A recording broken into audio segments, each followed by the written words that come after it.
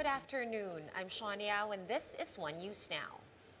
Face shields are no longer mandatory in areas under alert levels 1, 2, and 3, but some establishments are reportedly still requiring its use. Let's clarify this with NTF spokesman Restituto Padilla. Good afternoon, Spokes.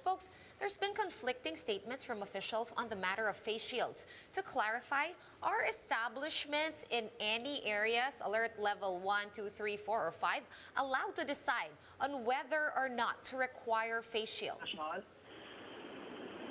Yeah, good afternoon, Sean. Can you hear me? Yes, I can hear you, sir. Okay. The face shield has been issued out for areas under alert level 1 up to 3. It shall be optional.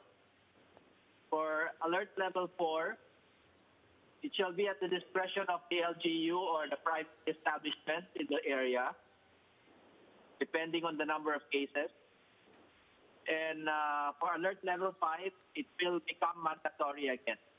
Right. Sir, what about if we talk about establishments that are under areas 1, 2, and 3? Example, here in Metro Manila, where we are under alert level 2, if I have an establishment and I decide that I want my patrons or my customers to wear face shields, can the establishment require this, or will this become unlawful? Well, yes, they can, because there's a caveat that was included in the issuance that areas that still have 3 Cs in their environment may require the use of face shields in order to keep people safe. And the 3 Cs stand for confined, out, and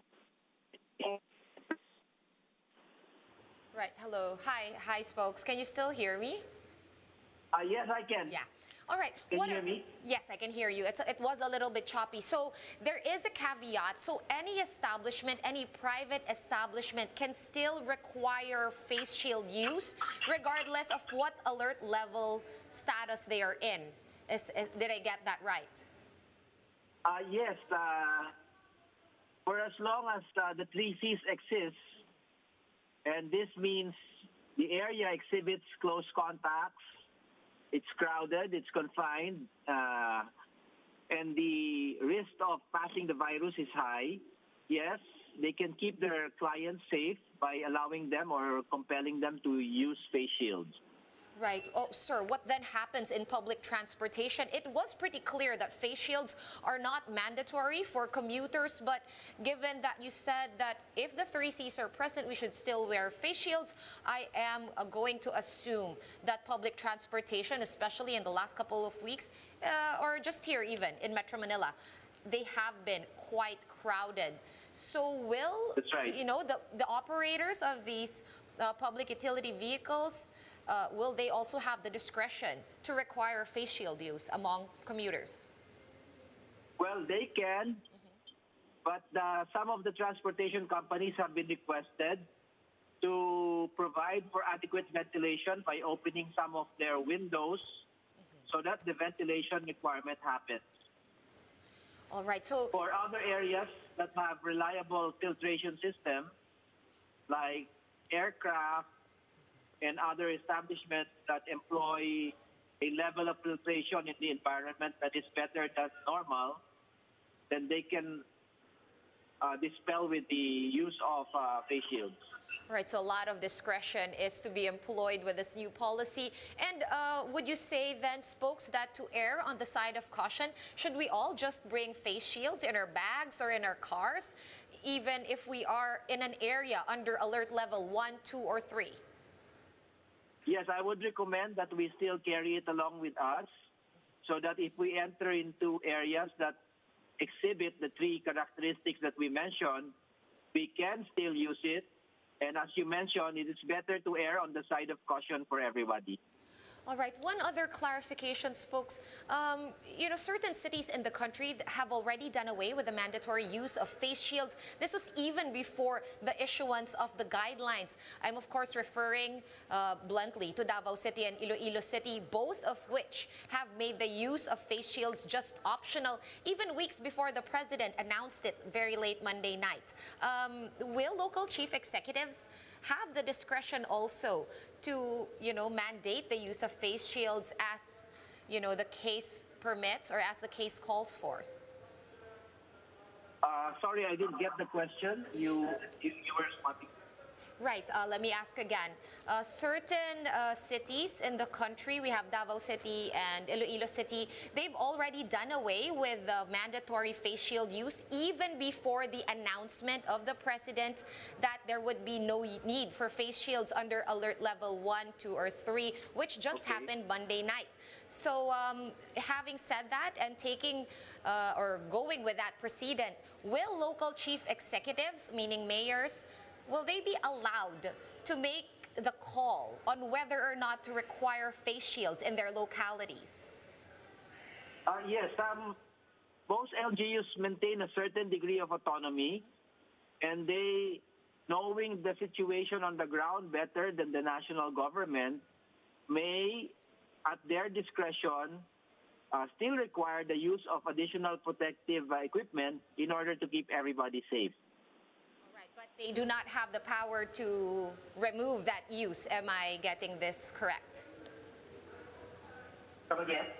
The local chief executives have the power to reinstate the use of face shields, but do they also have the discretion to remove the mandatory use of face shields?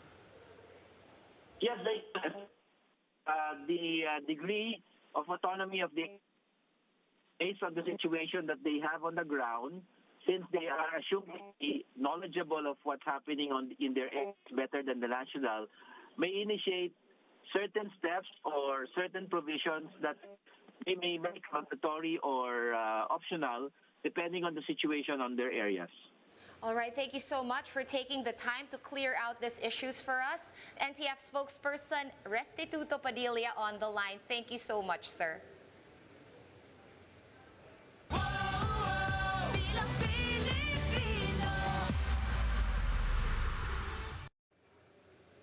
And in politics, a new disqualification petition seeking to cancel Bongbong Marcos' presidency has been filed, or presidential bid has been filed before the COMELEC.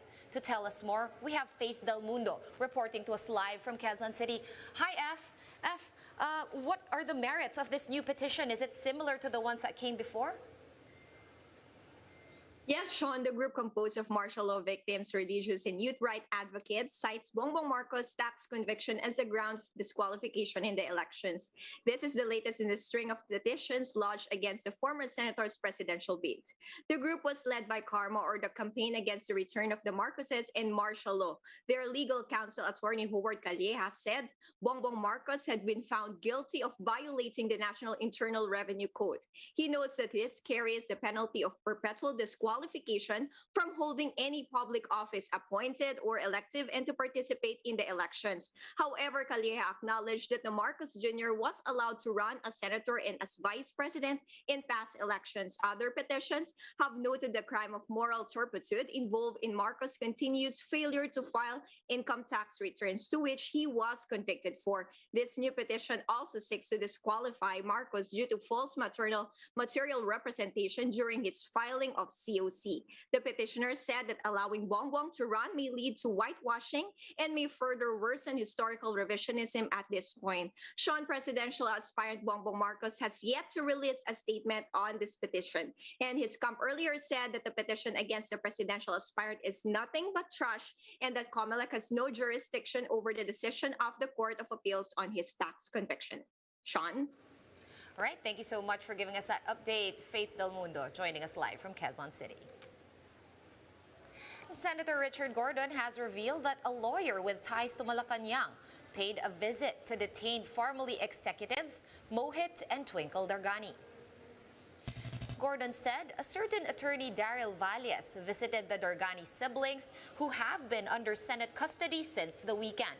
Gordon also said that Valles denied having worked at Malacanang despite records showing that he served under the Office of the Special Assistant to the President, the office previously headed by Senator Bongo.